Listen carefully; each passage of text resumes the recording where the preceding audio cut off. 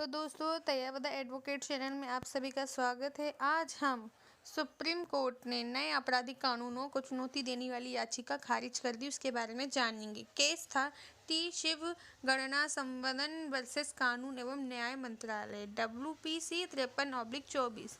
Supreme court ने सोमवार आज 26 फरवरी को IPC, भारतीय दंड संहिता, भारतीय साक्ष्य अधिनियम और आपराधिक प्रक्रिया संहिता CRPC, IPC, Indian evidence act को बदलने के लिए संसद द्वारा बनाए गए नए आपराधिक कानूनों को चुनौती देने वाली जनहित याचिका खारिज की। Chief justice of India CJI की अगुवाई वाली पीठ ने कहा कि कानून लागू नहीं है।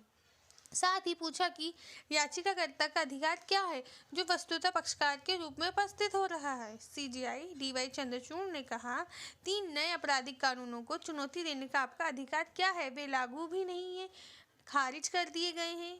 यह याचिका चेन्नई निवासी टी शिव ज्ञान संवर्धन ने दायर की थी। विशेष रूप से याचिका कानूनों को अधिसूचित किए जाने से बहुत पहले 6 जनवरी 2024 को दायर की गई। गौरतलब है कि केंद्र सरकार ने 24 फरवरी को अधिसूचित किया कि नए कानून 1 जुलाई 2024 से लागू होंगे। कानून अर्थात भारतीय न्याय संहिता, भारतीय नागरिक सुरक्षा संहिता और भारतीय साक्ष्य अधिनियम क्रमशः भारतीय दंड संहिता के बदले में क्या है, भारतीय न्याय संहिता, भारतीय नागरिक सुरक्षा संहिता के बदले आपराधिक मतलब IPC के बदले है हमारी भारतीय न्याय संहिता, ठीक है।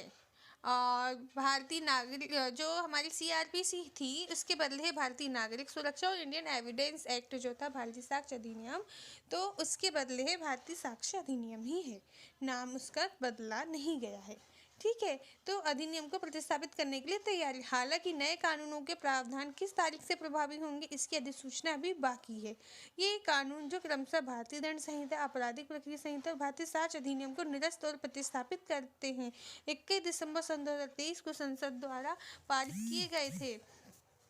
उन्हें 25 दिसंबर 2023 को राष्ट्रपति की सहमति प्राप्त हुई। हालांकि कानून में उल्लेख किया गया कि वे केंद्र सरकार द्वारा नियुक्त तिथि से ही लागू होंगे।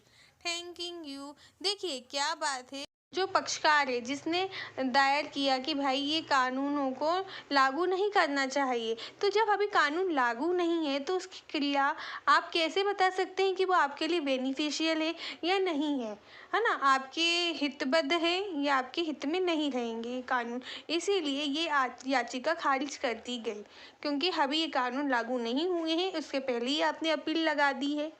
Thank you.